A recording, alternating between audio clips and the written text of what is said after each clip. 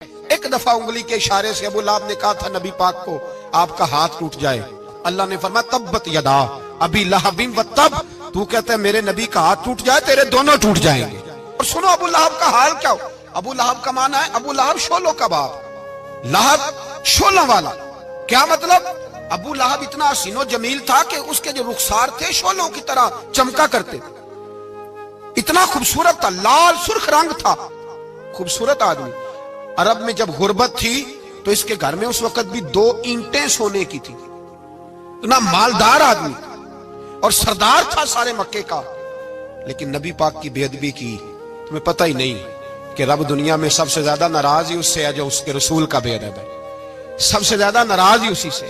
ابو لہب نہ گیا بدر کے موقع پر، ڈر گیا، کہنے لگا میں نے نہیں جانا، مکے میں رہ گیا، نہ گیا جہاد کے لیے، مسلمانوں کے خلاف نہ نکلا۔ لوگوں نے بڑا اس کو لان تان کیا، لیکن کہنے لگا میرے خرچے پہ 4-5 بندے لے جاؤ، میں نہیں جاؤں گا، پیچھے رہ گیا۔ لوگ کہنے لگے بچ گیا، لیکن اس کے جسم کے اندر ایسی بیماری نکلی کہ ریشے سے بھر گیا سارا وجود، ریشے۔ اس کے بچوں نے لے جا کے ابو لہب کو پیچھے ایک حویلی تھی مکے کے باہر، اس میں بند کر دیا، چیختا تھا، چلاتا تھا، بند کر دیا اس کو لے جا کے وہاں پیچھے۔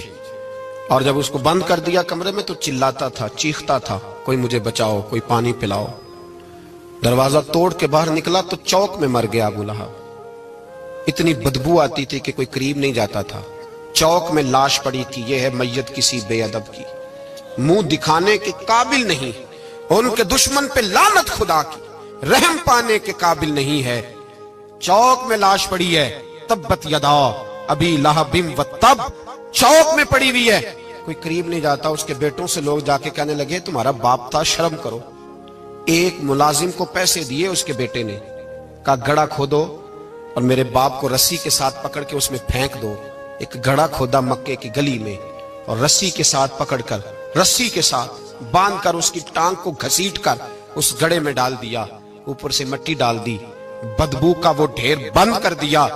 ابو لہب مکے کا سردار تھا، پر جانے کہاں مردود دفن ہے۔ لیکن میانی صاحب کے قبرستان میں جاؤ، میانی صاحب کے قبرستان میں وہ علم الدین جسے اپنا نام بھی نہیں لکھنا آتا تھا، ہزاروں لوگ روزانہ اس کی قبر پہ کھڑے ہوتے ہیں اور رسول اللہ کی نعتیں سناتے ہیں۔